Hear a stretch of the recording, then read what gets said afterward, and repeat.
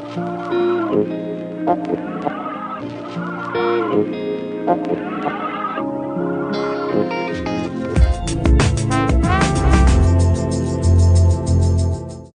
buenas, señoras y señores, bienvenidos. Bueno, es que si dejamos en el programa anterior las preguntas, le dije que iba a hacerle alguna más. Y vamos a comenzar hoy al revés, hoy con preguntas. Alfonso, bienvenido. Oye, que hablamos la semana pasada de los cuidados de olivos, de almendros y de la antoñeta esta, de la variedad antoñeta. Pero también tengo por aquí una pregunta que se me quedó en el tintero, que me dice así: cuando llueve, ¿hay que seguir regando por goteo en tierras con muchas sales? Esa es la pregunta. Te veo pensativo. Sí, porque, para empezar... No, hombre, porque quiero intentar ser lo más claro posible y no complicarle mucho las cosas a quien ha formulado esa pregunta, hombre, o a quien pueda estar interesado. Si tienes algo, es que hablas claramente y que lo entendemos todo. Vamos a ver. Cuando regamos por riego por goteo, lo que estamos haciendo es poner agua siempre en el mismo sitio, y lo que hacemos es lo que se llama un bulbo de humedad, es decir, una zona más o menos esférica. El agua se va empapando, va filtrándose y el sistema radicular se orienta a esa zona para alimentarse. Cuando regamos con goteo en un suelo salino, que tiene sales, el agua lo que hace es diluir las sales y llevárselas a la periferia de ese bulbo, de manera que las sales se van quedando fuera. Dentro del bulbo, el agua va lavando el terreno y haciendo que las sales no se queden ahí. Incluso en terrenos no salinos, a veces cuando aplicamos nosotros abonos mezclados en el agua de riego, lo que estamos es diluyendo sales, que son los abonos, en ese agua y la echamos allí. Pues las pequeñas cantidades de sal que algunos abonos aportan también se acaban yendo a la periferia del bulbo. Cuando llueve, lo que sucede es que el agua de lluvia, el agua que cae, ya no cae en un punto y mantiene esa esfera, sino que cae en todo el terreno. El agua se filtra y el agua invade todas las zonas. ¿Y qué es lo que hace? Que las sales que estaban situadas en la periferia del bulbo que nosotros hemos hecho artificialmente pueden acabar entrando otra vez dentro del bulbo, mezclándose. Y si esas sales invaden la zona donde están las raíces alimentándose, parte de las sales las van a absorber las raíces y pueden sufrir problemas de quemaduras, de necrosis o de secaciones. Por lo tanto, sí, cuando llueve, incluso cuando no llueve, tenemos que mantener el bulbo de forma que las sales estén siempre en la zona periférica, en la zona exterior, en la zona no conflictiva para el sistema radicular. Si nos confiamos, podemos tener problemas. Esto no quiere decir que haya que mantener el ritmo de riego que tenemos en julio, en agosto. La confianza esa que tú dices, si nos confiamos, Pues no podemos decir, como ha llovido, ahora ya ha caído el equivalente a un riego, pues ahora durante un mes no hago nada, no aporto nada.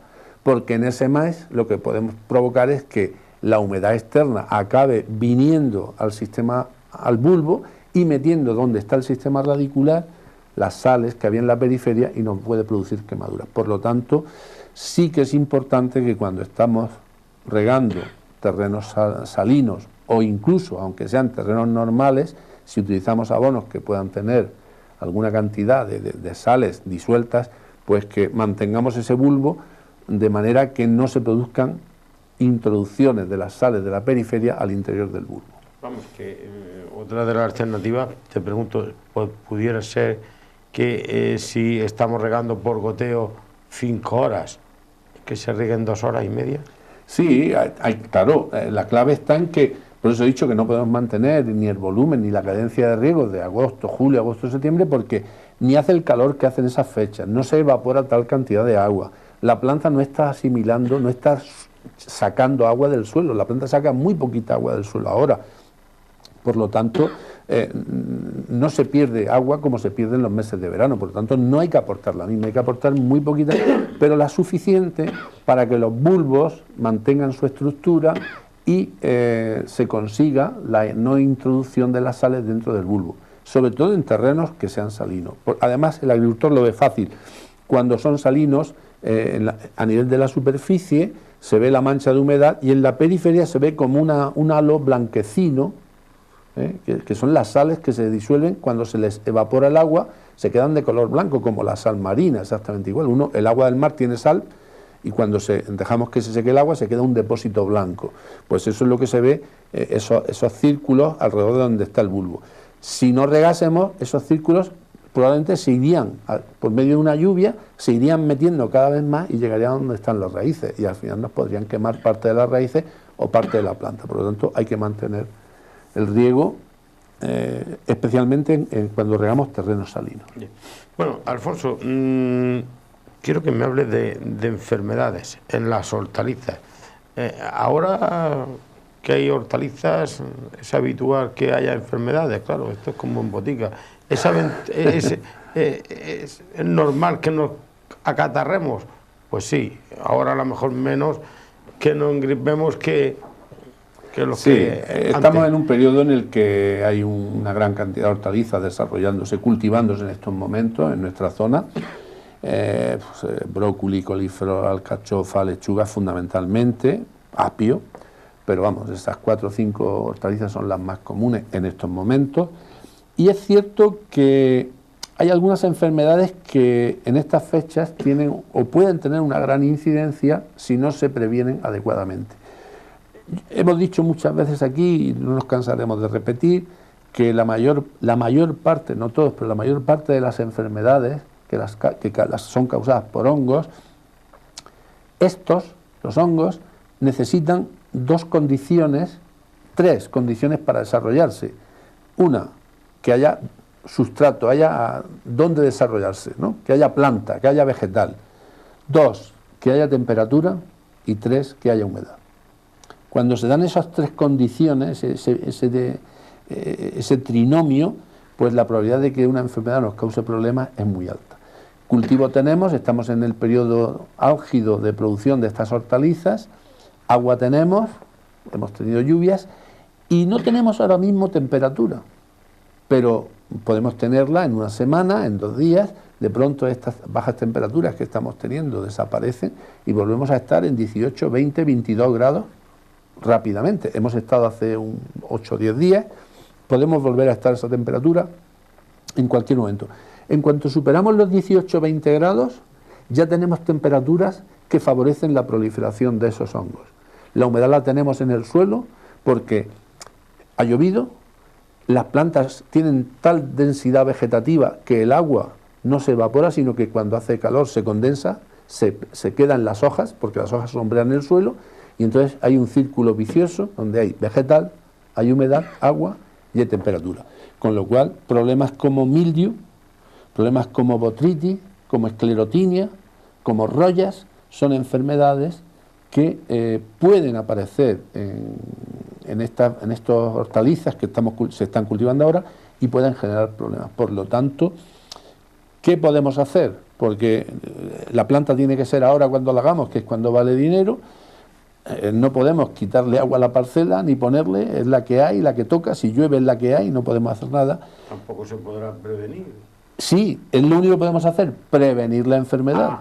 Es decir, si yo tengo un cultivo de lechuga o de brócoli y sé que el mildiu o que la botritis es una enfermedad que puede afectarle y causarle problemas cuando se dan la coincidencia de temperatura y humedad, lo que tengo que hacer es actuar preventivamente y hacer aplicaciones con los productos específicos que hay para ese uso, en ese cultivo, que van a proteger la planta de las contaminaciones que los hongos puedan intentar hacer sobre esas plantas. Por lo tanto, lo que me va a permitir no tener problemas es tratar antes de, nunca mejor dicho, lo de prevenir, porque una vez que la enfermedad se ha declarado en una hortaliza, una vez que botritis se ha generalizado o mildiu se ha generalizado, es muy complicado parar la enfermedad, muy complicado. Esos hongos tienen tal capacidad de multiplicarse, de avanzar, que no hay producto que los pare en seco y que diga hasta aquí habéis llegado. Por lo tanto, es mucho más fácil prevenir que curar. Así es que la recomendación es, pues en función de qué cultivo tenga, hay unos productos, cada cultivo tiene sus productos específicos autorizados para estos problemas, y puesto que las condiciones se están dando y se van a seguir dando en las próximas semanas, porque vamos a tener la humedad y vamos a tener muy probablemente las temperaturas enseguida, pues lo que tengo que hacer es prevenir y proteger esa plantación de forma preventiva para esas enfermedades. Recuerdo que la semana pasada hablábamos del olivo, ¿no? Recuerdo también que aquí siempre hemos hablado del ébola, ¿no? Ese que decía mi amigo Usero, pregúntale a mi profe lo del ébola del olivo, como el picudo. Pero yo te digo, el Pride del olivo, yo he estado leyendo por ahí y me ha llamado la atención. Pride oleale, digo, este es andaluz, oleale. Bueno, sí, la mayoría de los olivos está en Andalucía. Hay una justificación. ¿Qué es el Pride del olivo? Vamos a ver, el Pride del olivo es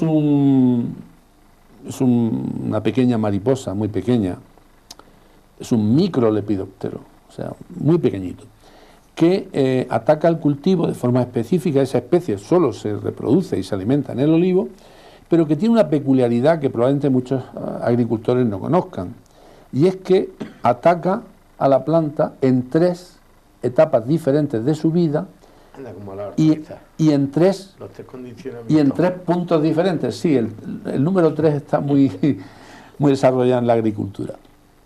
Entonces, yo recuerdo que este año pasado, cuando hablábamos en noviembre, octubre o noviembre, justo antes de iniciarse la recolección de la aceituna, creo que incluso aquí alguna consulta hubo de algún agricultor que se le caía la aceituna. Efectivamente, el año pasado, en octubre, noviembre, septiembre, hubo una caída muy intensa de aceituna como consecuencia de un ataque de Pride del olivo. Entonces, explicamos cómo funcionaba aquello, creo, pero creo que es importante que expliquemos toda la plaga en su conjunto, no lo que pasa en esa fecha, sino lo que pasa todo el año. Ahora mismo, los olivicultores o los agricultores que tengan olivos en su parcela, yo te diría que más del 90% tienen Pride en sus olivos, pero no lo saben.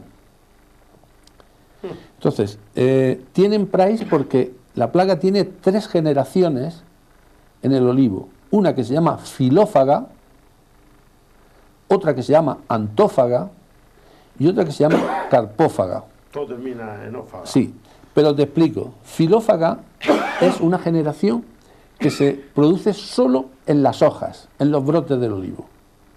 ¿Dónde está ahora? La plaga, en noviembre, diciembre, las mariposas salieron, volaron, pusieron los huevos en las hojas y de ahí salió una larvita muy pequeña que se mete en las hojas entre el haz y el envés, entre la dermis de una cara y de la otra, y va haciendo galerías y se va pasando de una hoja a otra para vivir dentro de esas galerías protegidas del frío del invierno. La hoja del olivo es gruesa, muy dura y muy coriácea, la parte externa, y vive perfectamente ahí.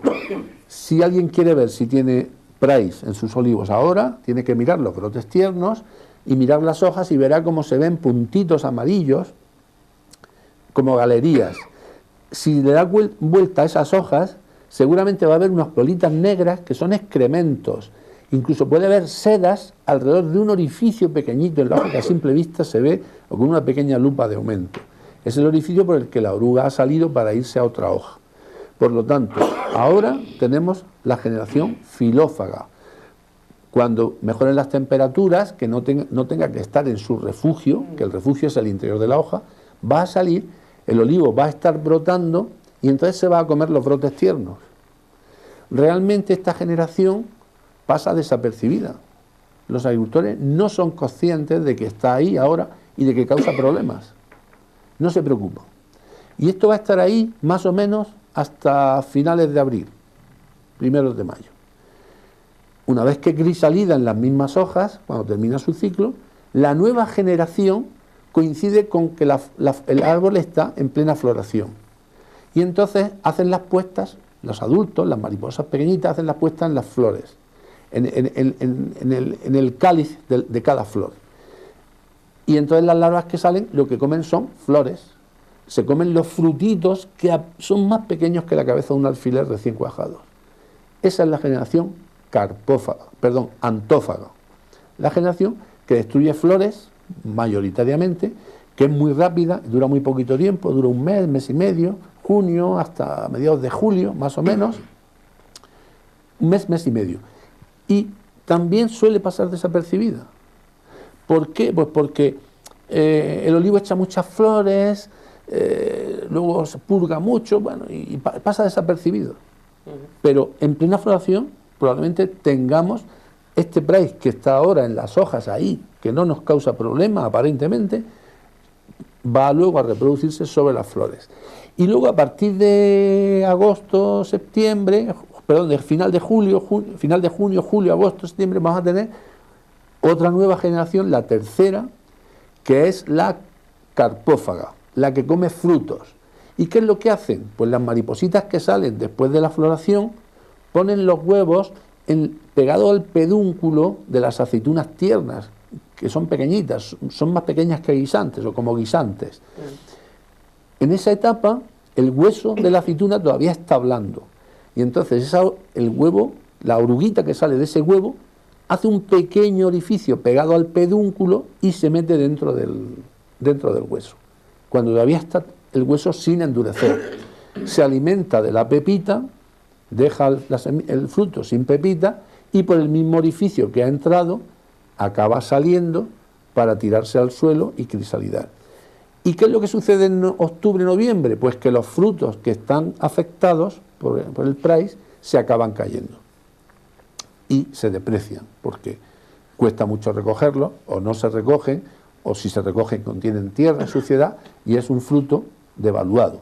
Por lo tanto, 3 generaciones en 3 sitios distintos del árbol, ahora las hojas, en primavera en las flores, en verano en los frutos.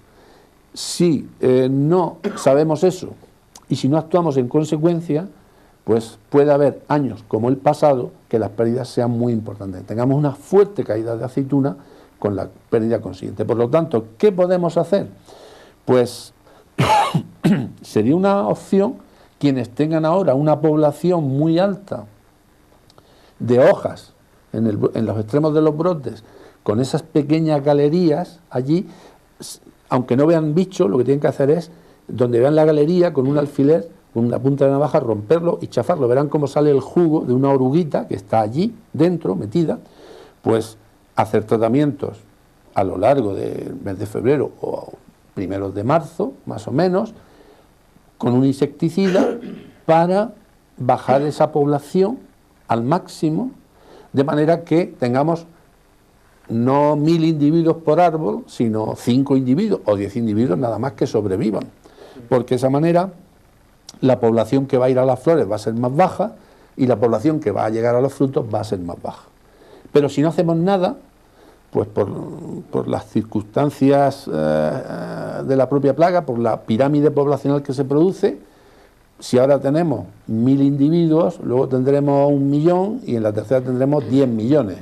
Si ahora tenemos solo 1, pues tendremos luego 100 y luego tendremos 1000. Hay una clara diferencia entre actuar ahora y bajar la población o no hacer nada y dejar que siga creciendo. Insisto, los daños ahora no son trascendentes, no se suele defoliar el olivo por esos daños, las hojas siguen sobreviviendo, pasan desapercibidos en la mayoría de los casos, pero están ahí. Y, en fin, yo lo que quería era que el agricultor sepa cómo localizarlo y luego la decisión de tratar o no la va a tomar él, lógicamente. Ya. ¿Y de las cochinillas en los cítricos? Pues en las cochinillas estamos en un periodo en el que, en el programa anterior que hablábamos de tratamientos de invierno, decíamos las cochinillas es una de las principales plagas que... Bueno, ahora mismo están en un periodo de parada invernal. Hay que decir que las temperaturas frías vienen bien porque ralentizan muy mucho la actividad de las cochinillas. Hay años los años que hemos tenido, años atrás, muy cálidos. En estas fechas teníamos, por ejemplo, una tasa de actividad de la plaga muy alta, ya se veía con frecuencia a estas alturas del año, pues poblaciones elevadas de hembras ocupadas, de larvas jóvenes, y sin embargo en estas fechas, en los controles que hacemos ahora, pues vemos que las poblaciones de hembras ocupadas son muy bajas, que la actividad larvaria hay muy poca, es decir, el frío mantiene a la plaga inmóvil, no se mueve, lo que hace es quedarse sin actividad para no sufrir las consecuencias del frío. Eso nos beneficia, pero de todas formas hay que advertir que esto no va a durar eternamente, que la primavera está a la puerta de la esquina, que en cualquier momento se irán estos fríos, la bolsa de aire frío polar dejará de estar sobre la península y volverá la bolsa de aire templado característica, y claro, en cuanto se disparen las temperaturas van a entrar en actividad. Por lo tanto, estar atentos, vigilar la evolución de esas cochinillas y lo que decíamos en el programa anterior, si uno tiene población de esta plaga, pues buscarla, en el caso de los cítricos, buscar la coyuntura en que termino la recolección del limón o de la naranja para hacer una poda de aireación y inmediatamente realizar un tratamiento contra estas cochinillas en esta etapa todavía de invierno hasta principios de primavera, porque eso me va a ayudar mucho a bajar la incidencia de la plaga a lo largo del verano. Mira, hoy como me ha dado por plagas, y hay una cosa que me llama la atención, que lo está leyendo esta mañana, que es, el saltamontes. ¿Cómo está esto? ¿El saltamontes se puede considerar plaga? ¿Se puede considerar una incomodidad para el agricultor? ¿Cuándo consideráis plaga vosotros? Pues... Y sobre todo, háblame del saltamontes, ¿cómo está este bichito? Sí. Hombre, el saltamontes constituye plaga cuando ocasiona daños en un cultivo, y esos daños pueden tener una repercusión comercial. Hasta ahora es plaga para algunos agricultores, no es una plaga generalizada, pero es una plaga focalizada que en aquellas zonas donde está presente, como pueden ser algunas de las zonas de Aledo, por ejemplo, u otras zonas de la región, en otros cultivos distintos del agua de mesa, puede constituir un problema en algunas explotaciones. La situación actual, mira, esta es una plaga que, como todas, pasa el invierno en forma de adultos inmóviles en el parral, en los palos del soporte, del emparrado, debajo de las cortezas de los troncos, se meten y se refugian y se quedan ahí. Y ahora pasan, los puedes tocar y no huyen, porque están aletargados, están invernando, pasando el invierno.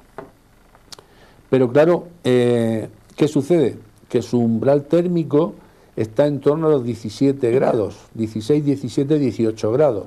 Es decir, en cuanto a la temperatura llega a ese nivel, ellos empiezan a recuperar la movilidad, a abrir el ojo y empiezan a tener actividad. Y si uno va por la mañana, a las 8 de la mañana, los encuentra y los puede coger sin que estos salten ni se muevan porque están casi inmóviles, pero si ese mismo individuo tú lo ves a las 12 del mediodía y ha salido el sol y a esa hora pues ya hay 17, 18 grados de temperatura, probablemente vayas a cogerlo y no puedas, pegue un salto y se vaya. Sin embargo, si la temperatura sigue siendo de 9, 10, 12 grados, lo va a poder volver a coger sin ningún problema. Es decir, estos individuos están ahora mismo pasando el invierno en las parcelas, van a estar inmóviles mientras que las temperaturas no superen los 16, 17 grados y de momento podemos hacer poco contra ellos. Bueno, podemos hacer, los pequeños productores que se hacen su propia labor de poda o su propia labor de atar los uveros, pues lo que pueden hacer a todo el que vean, cortarle la cabeza, ¿no? Y de esa manera, dice el refrán, que muerto el perro, se acabó la rabia. Es una forma de reducir la población. No podemos decir que una explotación de 10 hectáreas o de 5 hectáreas se dedique a hacer eso, porque seguramente sería antieconómico, pero la persona que va todos los días a su parcela, que echa ahí unas horas, que tal, pues si se da una vuelta y encuentra 5 ese día y a 5 los decapita, pues se ha quitado 5 individuos, especialmente si son hembras. Las hembras son siempre las más grandes y los más pequeñitos son los machos. Hay que quitar todos, machos y hembras, pero saber que cada hembra que quitamos, pues estamos quitando unas cuantas decenas de huevos que nos va a poner. Van a estar así hasta que las temperaturas suban y se normalicen. En cuanto estén por encima de 17 o 18 grados normalmente, ya no va a haber quien los coja. Van a estar volando, cuando nos acerquemos a la parra van a huir, y en cuando empiecen a hinchar las yemas o empiece la brotación, va a coincidir con las temperaturas altas, porque la temperatura es el factor que pone en actividad la vegetación, pues ese mismo factor pone en actividad al bicho. Y el bicho necesita comer porque las hembras tienen que alimentarse para adquirir fuerza, porque con el abdomen, con la parte posterior del cuerpo, tienen que hacer un orificio en el suelo y poner los huevos. Y eso va a suceder en el mes de abril y mayo, cuando comiencen a hacer las puestas. Ya estamos en plena primavera, con temperaturas cálidas. Por lo tanto, los individuos que quitemos ahora, que recolectemos y quitemos de la parcela, no van a estar haciendo esa labor luego. Es una buena medida. Pero no podemos hacer otra cosa. Que nadie gaste dinero en tratamientos ahora contra este bicho, porque no lo va a matar.